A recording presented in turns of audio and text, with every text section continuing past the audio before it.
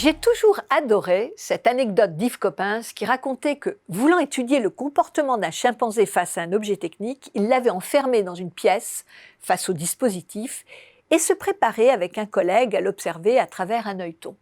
Au bout de quelques minutes, il ouvre le judas et que voit-il? L'œil du chimpanzé collé à l'orifice de l'autre côté, cherchant visiblement à comprendre le comportement étrange de ces scientifiques, montrant ainsi son besoin de savoir ce que font ces deux hommes en blouse blanche.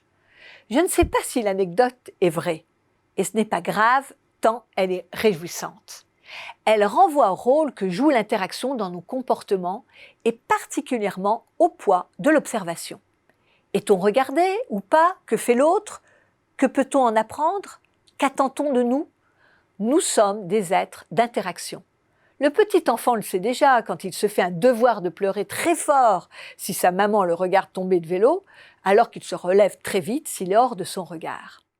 Si l'on transpose l'histoire de l'œilleton à la situation du travail en distanciel, je crois que j'aimerais savoir ce qui se passe de l'autre côté des écrans noirs et des micros éteints. Et je suis certaine que je verrai cet œil m'observer de l'autre côté. Que veut-elle? Que fait-elle? Qu'attend-elle? Que me veut-elle? Ce rêve un peu fou de passer par les câbles ou les ondes pour comprendre ce qui se joue dans son équipe est certainement au premier rang des envies des nouveaux recrutés. Comment peuvent-ils comprendre ce qu'est leur équipe, leur entreprise, ce qu'on attend d'eux, la façon de dire, de faire, sans avoir accès à ce qu'on nomme aussi le social learning? C'est tout l'apprentissage informel qui se joue là et qu'il va falloir réinventer en distanciel. Qu'est-ce que l'apprentissage informel? Au départ, on pourrait dire qu'il est tout ce qui n'est pas formel ou non formel.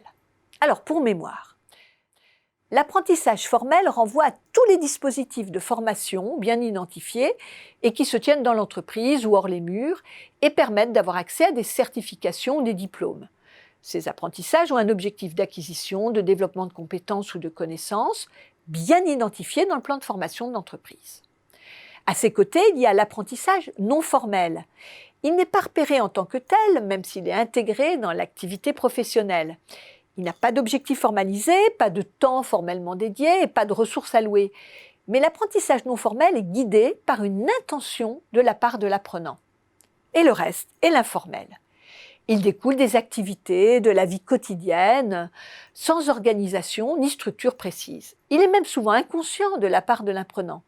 Il regarde, il écoute, il copie et apprend les codes de l'entreprise, les process, les façons de faire et de se comporter, sans même s'en rendre compte. Ça peut être un complément formel, mais parfois d'autres règles, d'autres procédures que les règles officielles. Il est acquis depuis les années 70 que nos apprentissages dépendent à 70% de ces apprentissages informels. Ces pourcentages ont été mis au jour par les chercheurs de l'Université de Princeton, du Center for Creative Leadership, qui ont développé le modèle 70-20-10, exposé dans l'ouvrage Lessons of Experience. Il faut avouer que cette découpe un peu à la hache a soulevé bien des critiques, tant sur le plan méthodologique que sur les résultats annoncés. Néanmoins, pour de nombreux chercheurs, 10% des apprentissages seraient acquis par la formation formelle, 20% des apprentissages relèveraient du temps non formel et 70% des apprentissages dépendraient de la transmission informelle.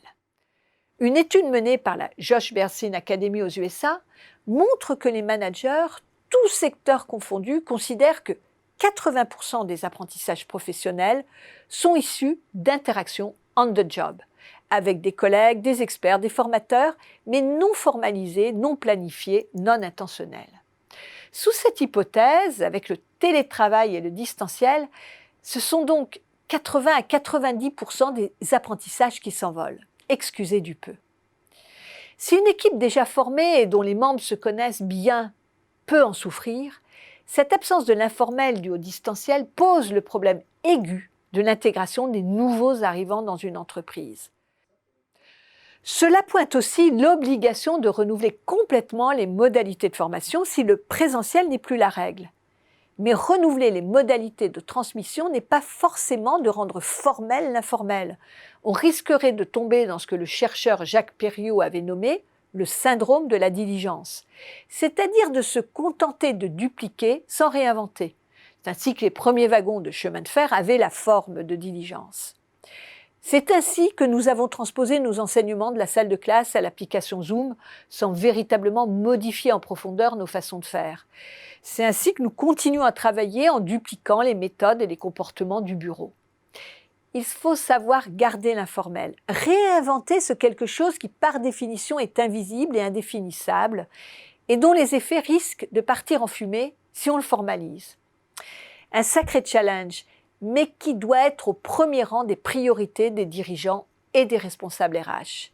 La cohésion d'équipe, leur montée en compétences et en connaissances et surtout l'intégration sans heurts de jeunes talents est à ce prix.